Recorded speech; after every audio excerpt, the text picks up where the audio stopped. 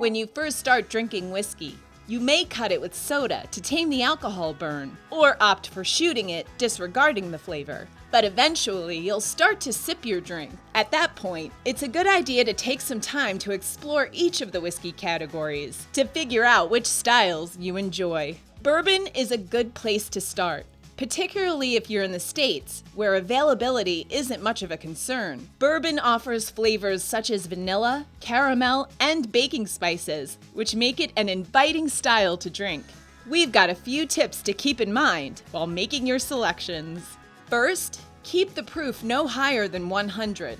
This will both help with keeping the cost down and will make the bourbon a bit easier to drink without the need for adding water or ice. This will help you get the most out of your bourbon tasting experience. Secondly, to get a true sense of the traditional bourbon flavor, stay away from bourbons that are finished in used barrels, such as port or sherry. You can add those to your repertoire a bit further along in your bourbon journey. Finally, keep in mind when you're first starting out, you don't have to start with the oldest or most expensive bourbon available. While the price of bourbon has gone up in recent years due to demand, there are still some solid selections to be had for around $30.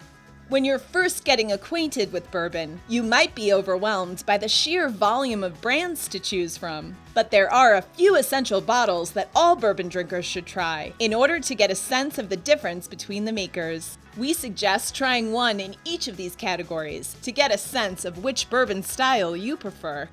A traditional bourbon mash is made with 60 to 70% corn, rye, and malted barley. Many bourbon brands fall into this category. Rye is considered to be the flavoring grain here, with malted barley playing a small supporting role.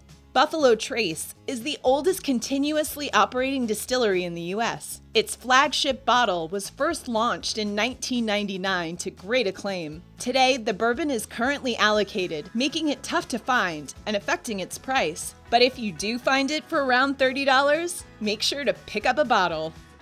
This bourbon is made by Heaven Hill Distillery with a traditional mash bill of corn, rye, and malted barley.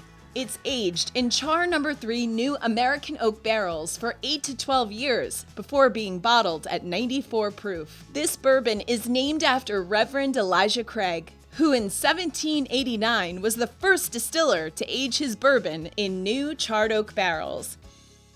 If a bourbon producer decides to swap wheat for the rye in their mash bill, they've made a wheated bourbon.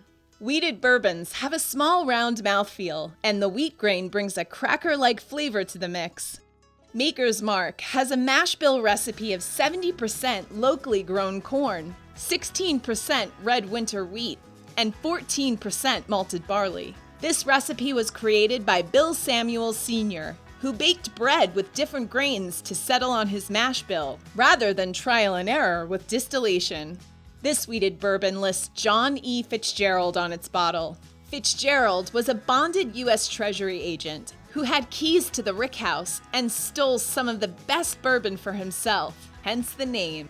If rye is 18% or more of bourbon's mash bill, it's considered a HIGH-RYE bourbon. Fans of HIGH-RYE bourbon appreciate the hearty and spicy profile that the increased rye brings to the party. Woodford Reserve was first introduced in 1996 and is made with at least 18% rye in its mash bill. It's distilled in both column and pot stills and is aged between 6 to 7 years. This is the entry-level bourbon for Four Roses Distillery. Unusually, the distillery makes 2 different mash bills and 5 different yeast strains, resulting in 10 recipes. This allows their master blender to mix and match to create different expressions for its portfolio. This bottling is made with all 10 recipes. To learn more about bourbon and other spirits, head on over to distiller.com or download the app on your mobile device.